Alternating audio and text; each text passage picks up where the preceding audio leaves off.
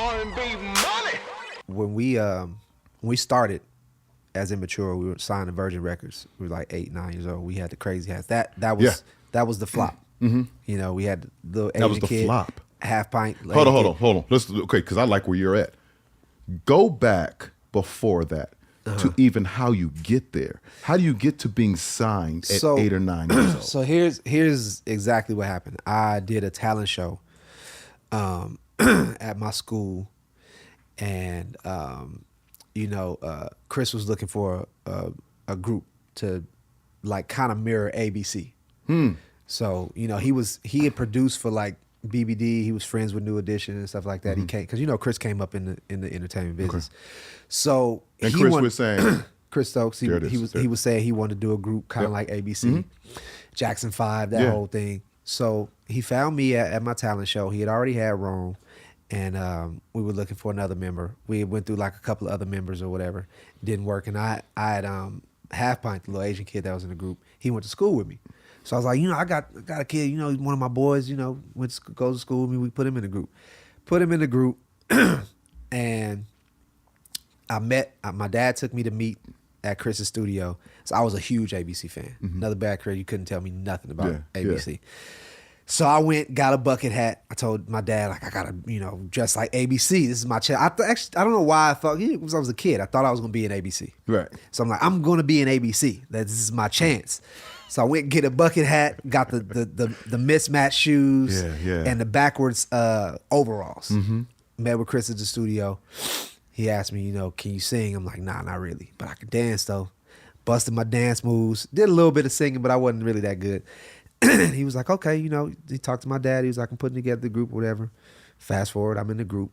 We Immature, cut to, we signed to Virgin Records. How do you just get signed? Was it just his relationship? Chris' relationships with the Daryl Sutton. He was over at Virgin Records at the time. He signed us to Virgin, and it didn't work. We tried a lot. I did the movie Bebe's Kids because Chris was actually friends with the casting director Eileen Knight. Got me the job. Got me the audition, and you playing like the main Bebe kid, too, right? Khalil. I was the one with the purple hat, the purple hoodie. So that with nigga, we here with the Bebe kids, bro. This is crazy. That along with we did a soundtrack to Bebe's Kids, and then Jermaine Dupri. We worked with Jermaine Dupri, and we got to do all these things, but it just didn't work. First album didn't work. That's why I'm like, that's the flop album. And what happened is we lost our deal with Virgin, and then Chris believed in us.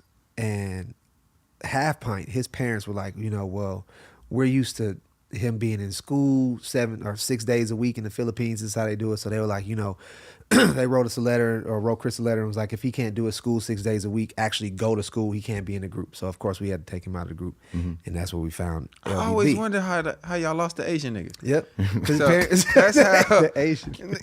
Hey, listen, I'm black and Asian, so listen, I get my shit off.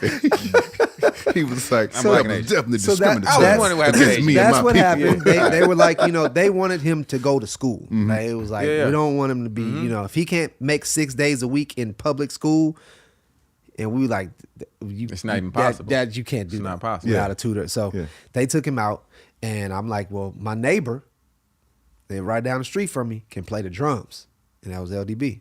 Wow. Kelton.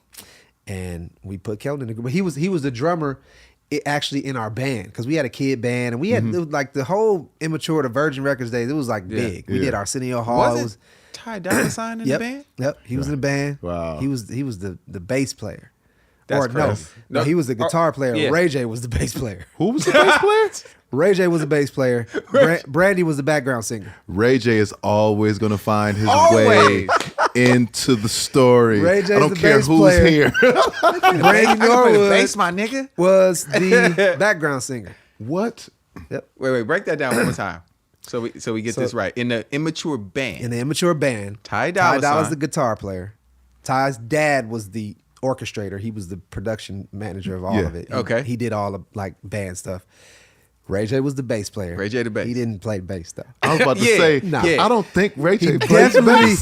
Definitely was the gimmick, and we would perform, and we'd be like Ray J on the bass, and he would hit this note, and he would like boom, and he would do this run like yeah,